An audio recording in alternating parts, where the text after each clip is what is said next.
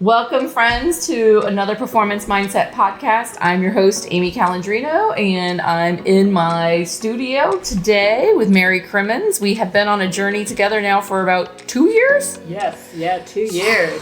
Funny enough, I met Mary through a business broker, George Rosen, that sold 2 businesses for my family, 2 flower shops for my mother-in-law, who was a big inspiration, to me getting into business. Yeah. And today's a busy day. I'm a little casual because I'm moving her up to be a 3-minute walk from our house. So in between takes, I'm doing that. But we're here today to chat about the book. And since you've helped kind of guide me through it, I thought I'm actually going to be in the hot seat today. And you can ask some questions so people can kind of get like a sneak peek because it's launching towards the middle to the end of March. Yeah, exciting, right? I mean, yeah. So I remember the first part of our journey because we had talked, and maybe a year later we reconnected. Mm-hmm. And I remember the first time we talked, I was a little intimidated by you, And then I was like, oh my gosh, getting to know you, Amy, and just the realness, yep, and the vulnerability that you have in the book is just incredible. And I'm excited because I think a lot of people are going to get great value out of this. Think about it, about the book. Yeah. People will learn a little bit about sports with your sports success system and the analogies you bring in, and a little bit about history. They'll learn a little bit about you. But I think if they do the book right, they're gonna learn a lot about themselves. Right. Yeah.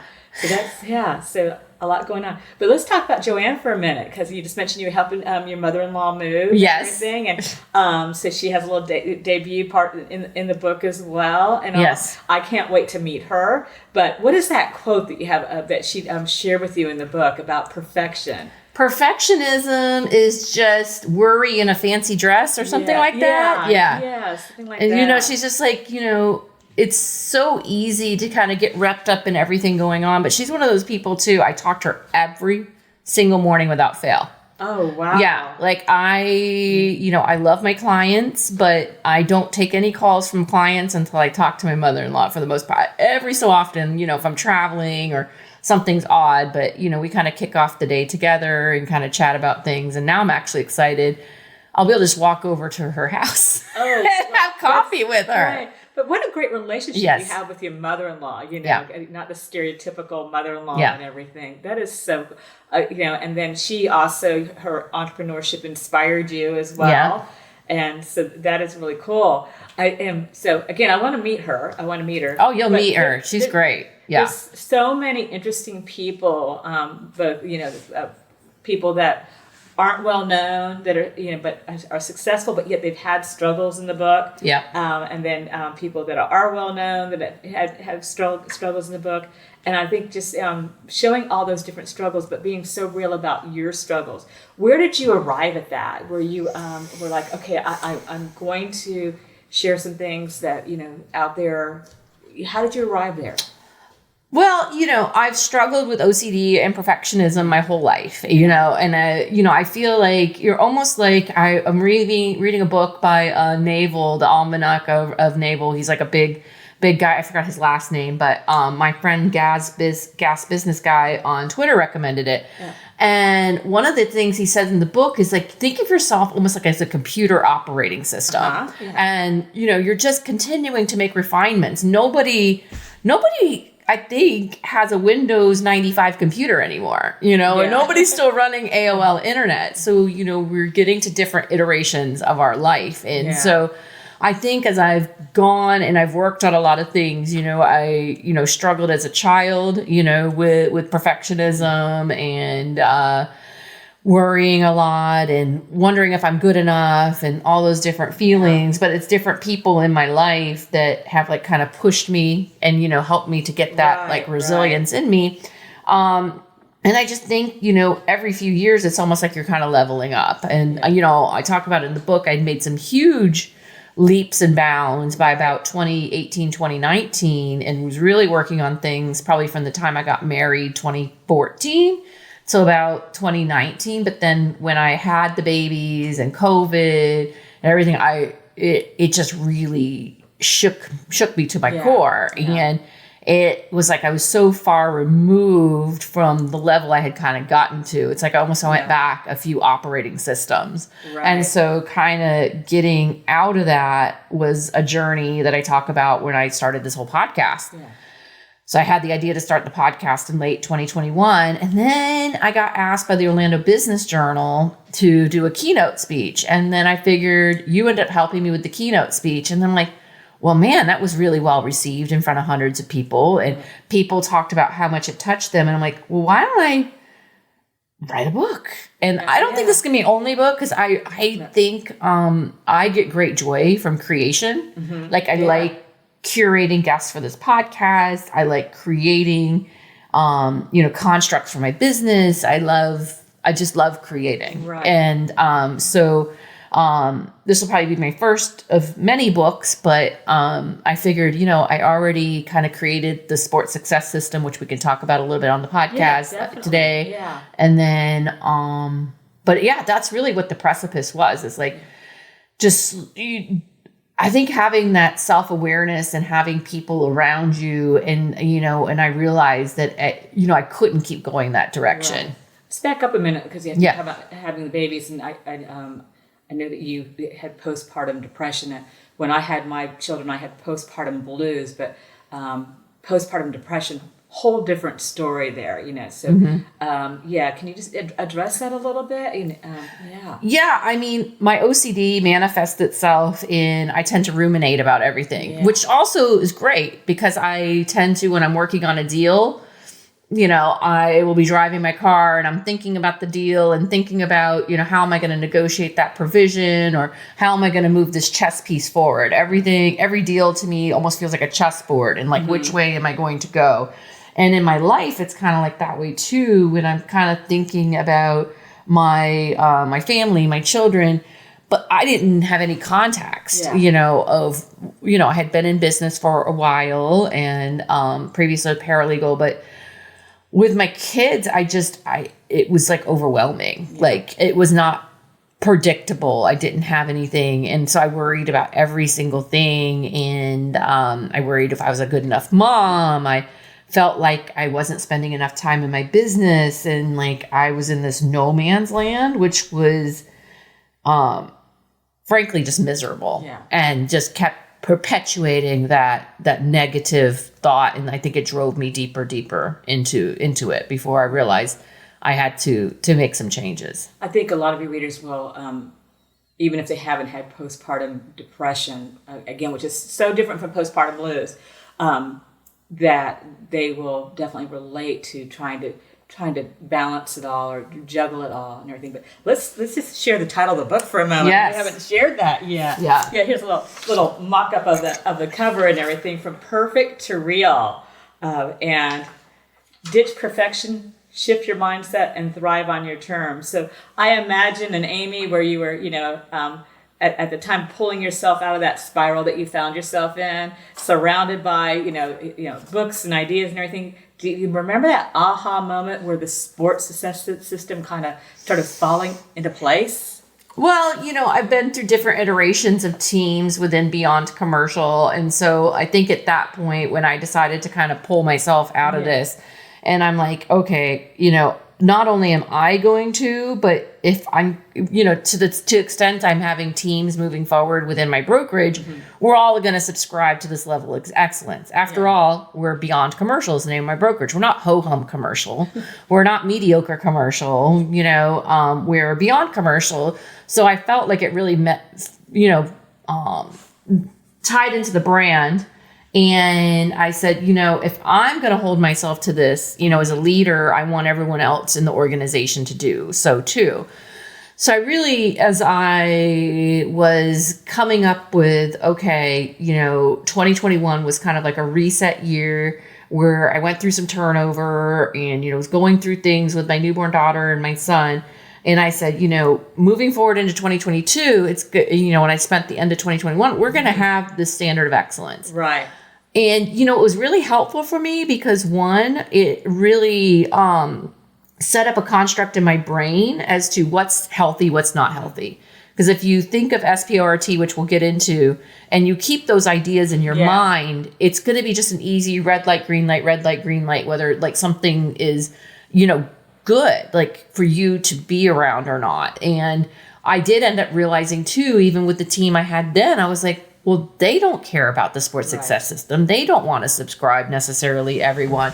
I mean, I had people that did, like Sandy Harrison, who I talk about in the book and I'm still friends with. And, she definitely was totally digging it and she was into it, but then other people weren't. And so I kind of have figured out in my relationships, whether it's my family, in which we have family values, whether it's my personal relationships and whether it's my team, that we all kind of need to generally believe in these kinds of values. And so the traits that I think about is synergistic. Right. Yeah. And it's just having people that have that growth performance mindset and are not victims. And relational. So, because if you're around people that are constantly complaining and excuses, it can be really draining. Right. So it's really important that those I'm around do not have the victim mindset. We have some great charts in there of like how to recognize on whether someone has a growth mindset, a performance mindset or not. Right. The second thing is like persistent and not giving up. And so you can't give up. And, if something's really valuable and means something to you, you have to stick with it. O is omniscient. Like, I don't want to be, again, that gets into like studying things and being thirsty for information. I never want to stop learning. I feel like, and again, it's operating systems. If you just stay on the same operating system the rest of your life, your computer's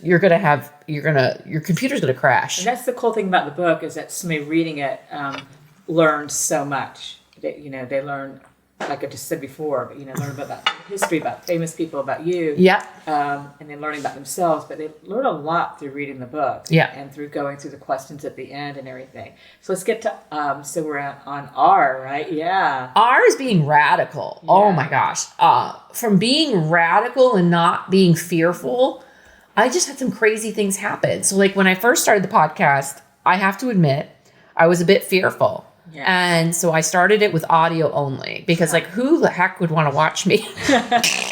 So about 6 months in, my friend Eddie and he has a tub talk and I said, I'm going to start videoing my podcast. So like, why don't you be in your bathtub and I be in my bathtub and we put it on there. And so not being afraid to do things like,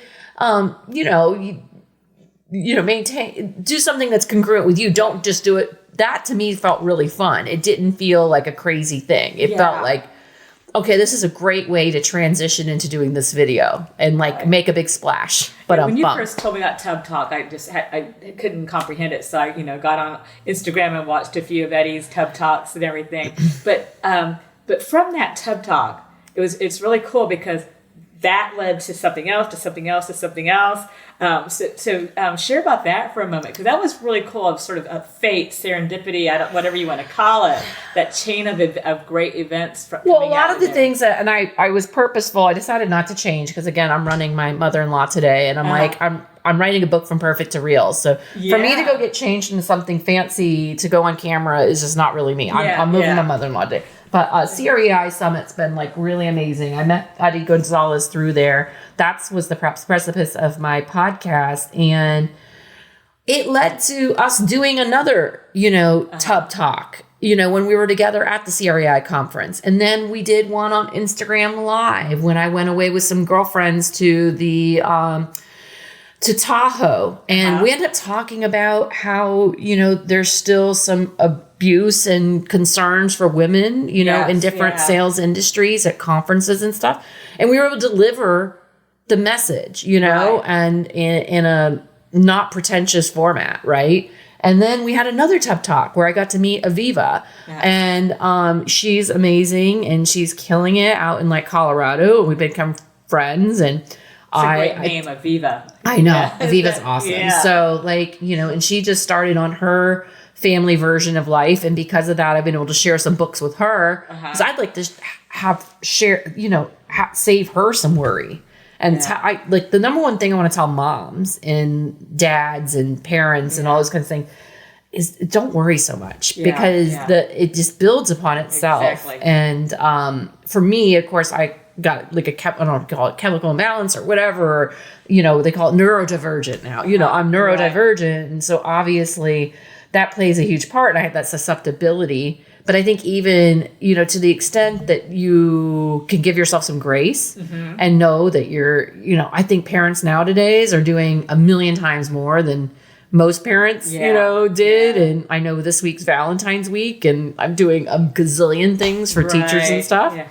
But I think it paved the way to a lot of different things. And it also made it a lot easier for me to not be on camera and realizing that, yes, I'm going to have some naysayers that they, but just get over it and not worry about it. Yeah.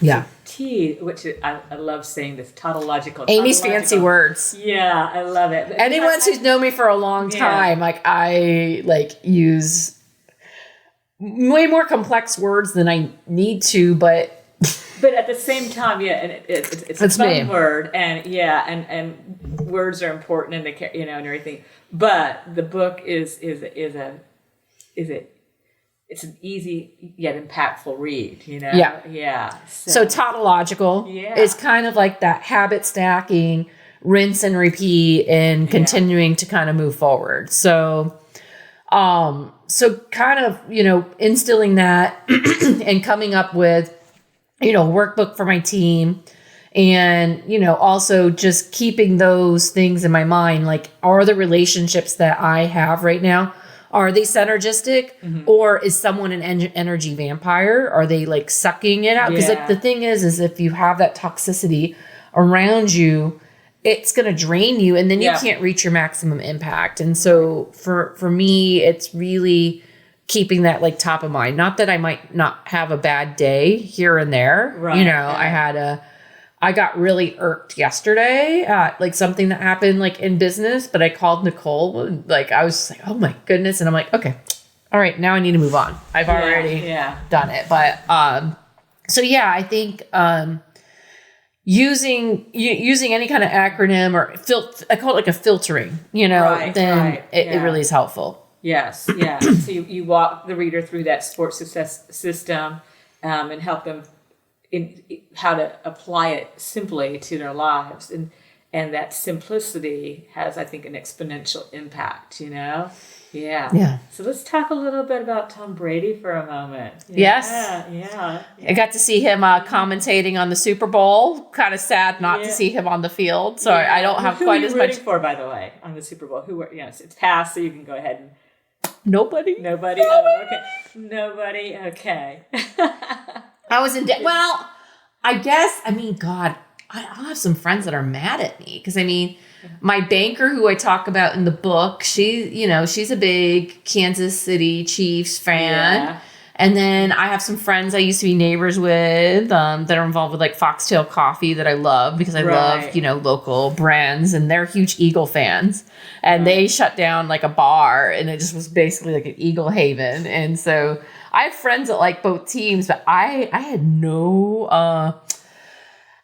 I had no skin in the game. I had no skin in the game at all on this one. So I just left it on to watch the halftime show, which I know some people liked and some people didn't like, but I actually like Kendrick Lamar and I don't care if people don't like me because of that.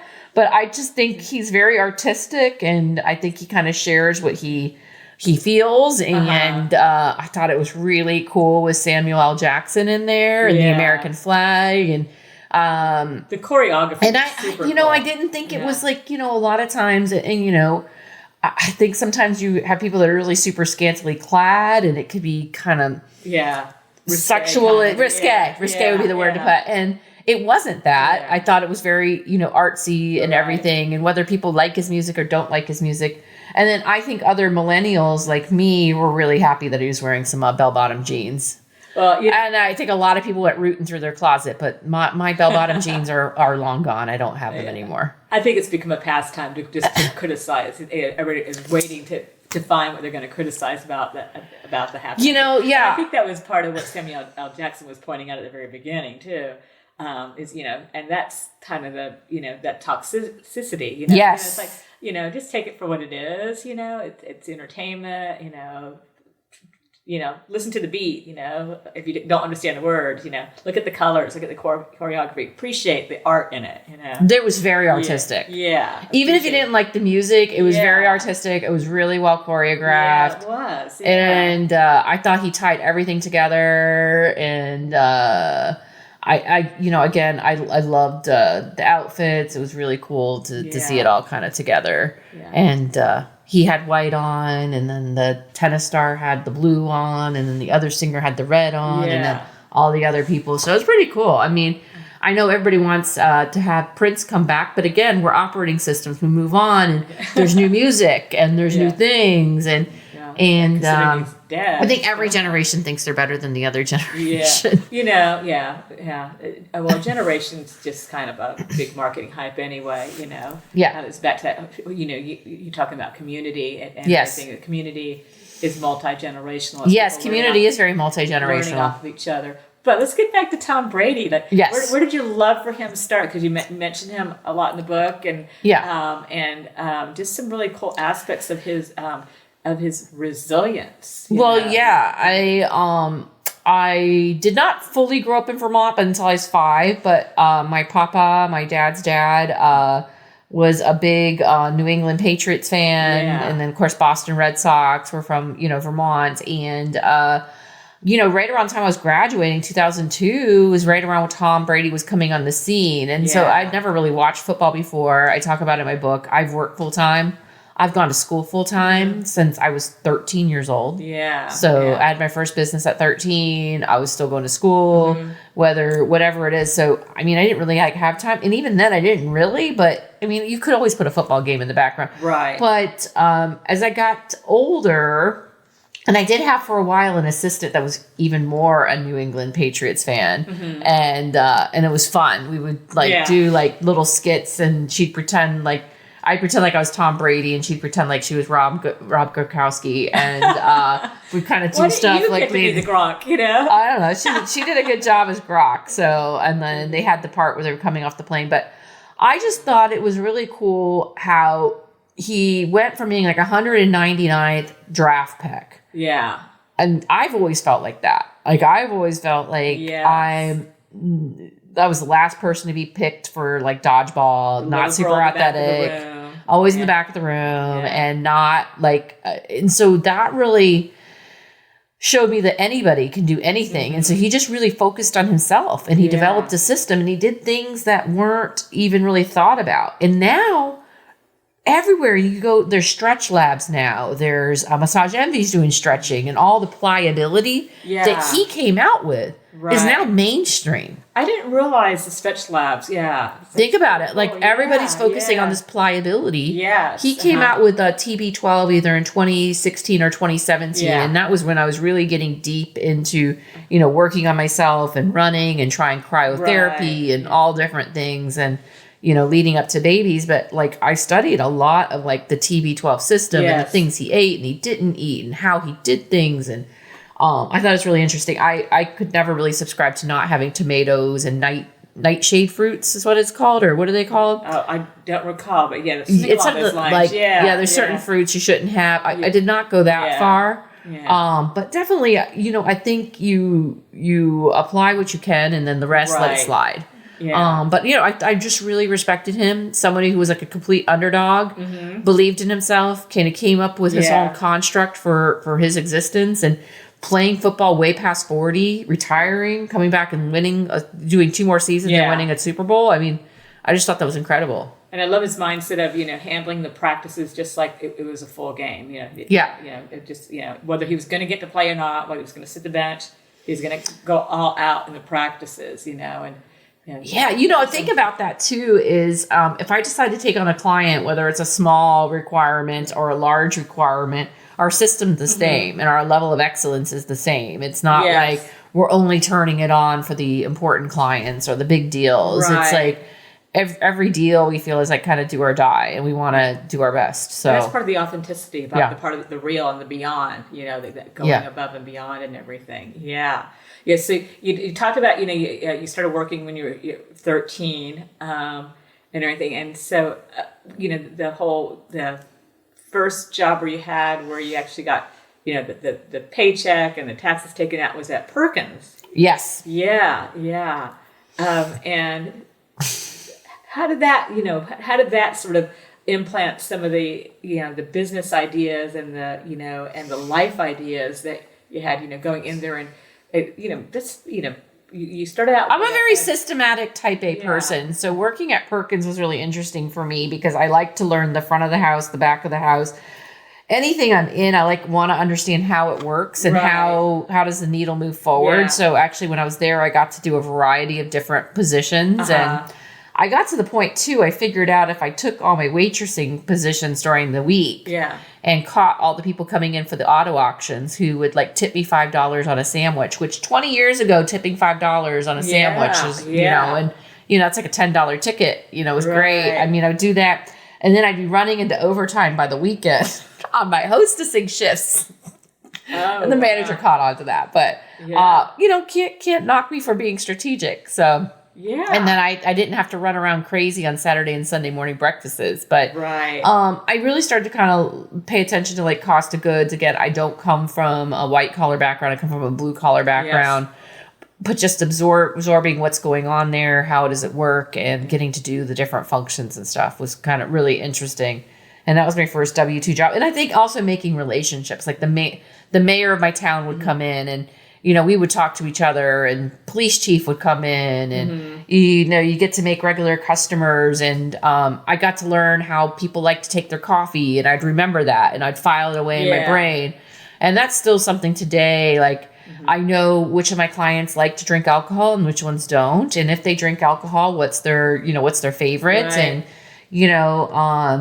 some people if someone in my office, I know they're gluten-free. I just remember those things. And I think remembering little things about people, is really, it's a skill that will take you far in life. And so I didn't even realize how those little skills and paying attention, then served me well later on in business and such. Yeah, back to that synergistic, back to that.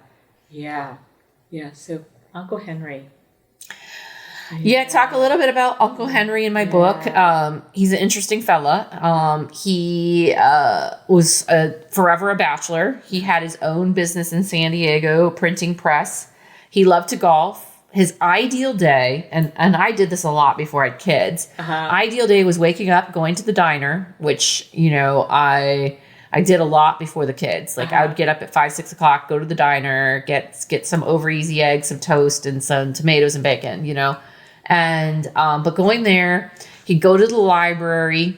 I love the library. I talk a lot about the library in my book. I would go at least once a week to try out all my books. I loved learning all kinds of different books. And again, I'm reading the Almanac of Naval right now, and it's so good.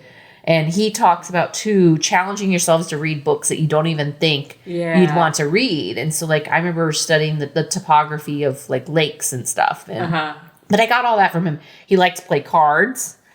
He liked to have a beer or two. And he loved to travel. And, there's so many cool things. And he just really, enjoyed his life. Yeah. And we wrote each other letters. And I have, a box full of our letters. Yeah. He collected coins and stamps. And I kind of did the same. And so I think one thing I really took from him was just, seeing the beauty in life and really enjoying the moments. And again, it was very that relationship and touch. And so a lot of the handwriting of letters I still do today to my clients and other people. It's very much a part of me. Yeah, there's great value in a handwritten letter or note. Yeah. But he lived his life, and he would drive cars down for the snowbirds was his job once he retired. But that was it. If he'd come to Orlando, he'd go to a diner, and then he'd go to the downtown Orlando library, which is huge.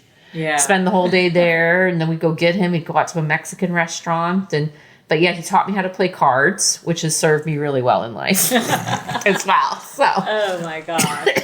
Yeah. Well, I think, one of the things about you, Amy, and it comes through in the book, From Perfect to Real, is that when people know you, that they not only love you, but they truly appreciate how dynamic you are. They really appreciate, who you are. But the book's not so much. Yes, you come through in the book, but it's really a message for other people. Be yourself. Yeah. And I had a podcast the other day that I feel was really impactful for me. I think one thing about the podcast is I always listen back to episodes, and I tend to pick up stuff from it. But my personal branding coach said 1/3 of people are going to like you. 1/3 of people are going to just not like you and be, and then 1/3 of people are going to be indifferent.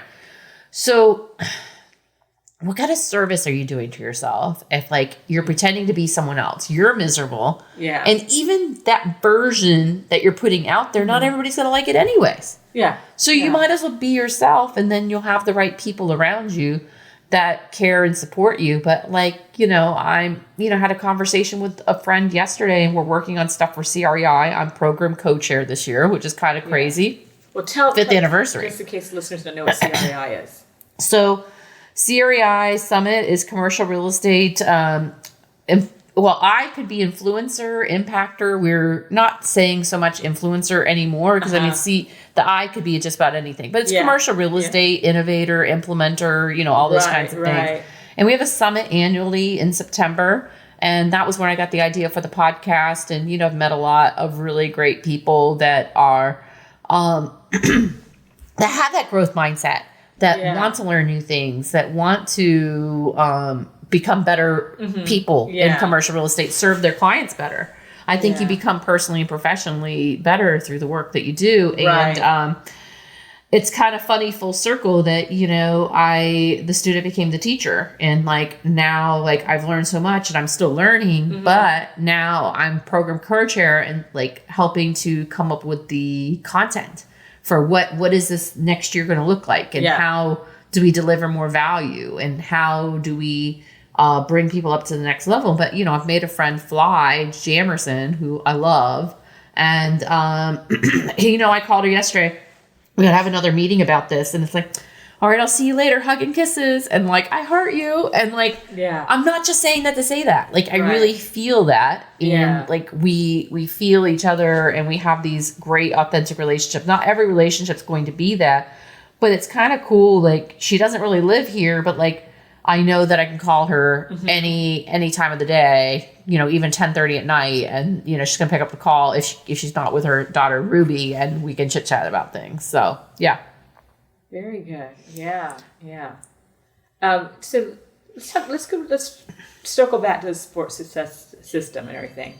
Address, what kind of, because you just talk about the 1/3, 1/3, 1/3, So somebody who might have pushback towards a system and everything, how would you tell them, that it's not a it's more of a encompassing of life. I think that when I see it, it's not. Yeah, it's not rigid. It makes life less rigid in the way I see it. It creates room. Right. So I would say most people reading the book, it's like any other book. It's going to have little check-ins at the each chapter. Yeah. And you're kind of evaluating and doing an audit for yourself as you go through the book and see kind of what your baseline is and what different tools you can deploy.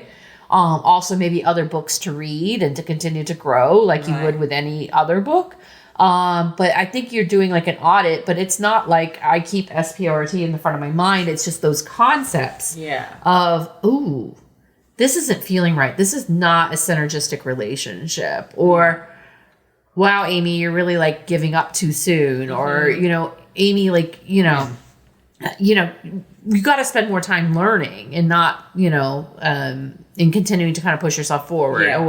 Don't be so fearful. And then, also just sticking to, habits and making healthy habits. And so. Right. I think you address a lot of the challenges that people, especially women, men working, raising their kids, and you give a system that really has a light at the end of the tunnel, Right. Because if you don't want to get to the point where your kids are grown and you kind of blew it all. That time is gone, and then you look back when you're 60, 70 years old and go, oh, it gives a way for life to be manageable at this point in time, because you do a lot. I mean, see, you were doing a lot before. You're doing a lot still, but it's an intentional. It's a lens. There's a lens. I have a lens for my life where I was doing a lot before, but I didn't have the right people around me. I didn't feel supported. Yeah, it felt like I was basically working my way through quicksand every day. I talked to my mother-in-law this morning. She's like, I really feel like God intervened. Like I was meant to move up here and you were meant to move up here. And it wasn't like in the timing we thought it was going to be. And like how everything has kind of flowed together. And I think if you're doing this, you get into kind of like this flow state. Yeah. Not like things aren't going to be hard. Right. But if you have the right mindset and you have the right people around you, it's just going to be completely different for you. So I'm really excited for like the book to launch. Yeah. And I think the big thing for me that I keep in my mind is the thrive on your own terms. Yes. And thinking of that concept of enough. I can't compare myself to, I mentioned a guy in there, Bob Knackle. Amazing guy. Yeah. Has an incredible brokerage. Yeah. But I'm in a different place in my life. Like I don't want to have a super large brokerage. I want to be more of a hands-on mom. And so right sizing my brokerage to still be impactful for the people that I serve in the package that works. And if you're doing things a different way and you maybe don't have the same bandwidth because of the things that are important to you, I really want to live a more impactful, not that he's not, because he's doing huge things for charity, but it's just different. I can't hold myself to like the same level of production, as maybe someone that has more capacity to do it and is working more the 10, 12, 14 hour days, which, I do work those, but I have it kind of set up where I work a shorter day, really long day, shorter day, then the half day on the weekend, and then pulling it all together kind of works for me. But I can't compare myself to other people because then I'm just going to be miserable. But you can't, and that does. What is it? When we start comparing, what is the Theodore Roosevelt quote? It just invites. It invites envy. It invites looking at yourself differently. And I love how you in the book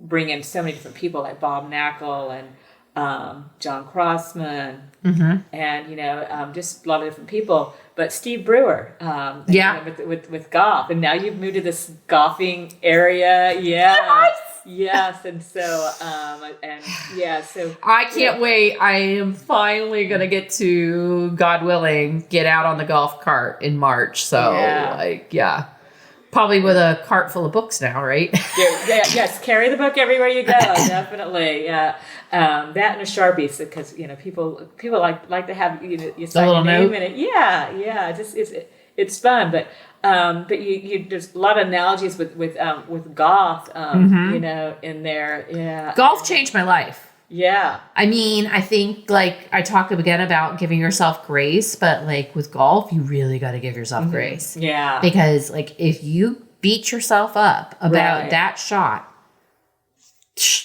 just you might just walk off the course. Like, if you're going to stay in that mindset, you can't will the ball to go anywhere and have that kind of like kind of pushing it into, you can't like it. You need to get into this again. I talk about kind of more of like a flow state, right? And I have one thing I've used is like a Jose Silva has this mind method where you kind of like breathe and count down and get yourself to like a 3 into more of like this beta state rather than an alpha state. Yeah, and we've actually been going through that with we will have to. I think part of my next book is going to be about, or a couple books, trauma, neurofeedback, and some of the things I found for people that are neurotypical. Yeah. They're not neurodivergent. So but getting in that beta state and is the beta waves the bad waves and the alpha state's the better? I don't know. Yeah. You know what I mean though. Yeah. Getting into that better state and then not being so stressed out is better. So if I said it backwards, you people that know brain waves can correct me. I mean, I know there's alpha, beta, theta, and all these different things, and ones should be higher than the other to be in like more that ideal. but you can kind of breathe and get yourself into like, and like, I just think TikTok as I hit the ball, but having Steve Brewer around and really working on my golf game, really, taught me to be a lot more accepting of myself and patient and not so perfectionist, because perfectionism does not serve you well in golf whatsoever. So I don't like to call it a bucket list. I don't like that term. I like live it list. So trying to make a tea time for my husband and son out in Torrey Pines, out in San Diego. My son lives out there. So do you have a live it list course that you would love to play? Well, I love golf, but I think my number one goal in life right now is to fulfill my son's goal of going to all 7 continents before he graduates from high school. So we have, we've already kind of come up with the construct for that. And I booked as of yesterday, our trip to Europe to go ski in the French Alps next year. And then we kind of have talked to our best friends and with their kids and figured out, she decided that she wants it to happen before her son graduates from high school, and he's 13. So actually, we should accomplish all 7 continents in the next 5 years. Yeah. So golf, great, but I'm going to focus on the closing a lot of deals. Yeah. that need to be closed and see if we can get to all 7 continents. So there you go. Wouldn't that be fun? That is cool, and I love the fact that he knows what a continent is because a lot of kids don't know anything about geography these days. Oh, so he's all into it. Having been a geography teacher and a history teacher, I love it. Love it. So good. I really appreciate you and everything you've done. For those that don't know, I do a lot, but I did have help writing. I would blurt out everything and she would make it all pretty and organized, and we'd have regular sessions and strategize and keep everything like on track. So Mary's become a bit of a friend, also helps me with like other communications kinds of things. And so it's been great. And I can't believe we are almost there. Yeah. I want to give another shout out to George Rosen though too. He's such a gentleman. And I first met him when Pete and I bought our business, and then he brokered when we sold our business, and then he's like, when I started my business a few years ago, he said, Mary, I want you to meet Amy Calandrino. And so he did the email introduction, and from there, other stuff that has occurred. And sometimes it like matriculates. As you told me what you did, and so I kind of planted it away. And that's the cool thing too, is in my life is like I stress for anyone in commercial real estate sales to never be a secret agent. Yeah. And so, I'm a mom, I'm a believer, I'm all these different things. But yes, I do commercial real estate, and I would ask my friends if they have any commercial real estate needs, call me first, because even if I'm not the right person, then I'll refer it. But I found out what you needed and filed it away in my brain, and then I'm like, oh, okay.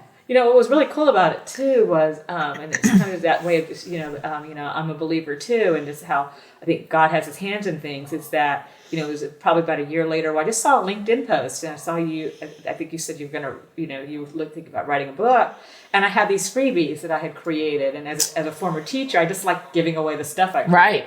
And I had no other motive than, oh my gosh, I created this stuff. She might be able to use it. And then you immediately contacted me, and it's been, from there. But the book, again, is From Perfect to Real. Yeah. Ditch that perfectionism. Yeah. Yes. Shift your mindset and thrive on your terms. Yeah. Not what anyone else. Don't try to live anyone else's life. Live your own life. Yeah. So. It's a great, easy to achieve system in it, and good questions at the end of each chapter, not enough that's manageable to keep moving forward and everything. Yeah. So this has been fun. Yeah. Thank you for inviting me here today. A lot of fun. So awesome. Well, I thank you everybody for tuning in to this episode of the Performance Mindset Podcast. It was kind of fun to be in the hot seat today and kind of have this back and forth with Mary, and be on the lookout for it dropping to Amazon and everywhere. And you could pre-order on my website, but it'd be great if you get it through Amazon or otherwise would be awesome. So amycalandrino.com is where you can find that. And be sure to also download this episode if you'd like, and subscribe and follow the show, all the different things. So this is Amy Calandrino signing off.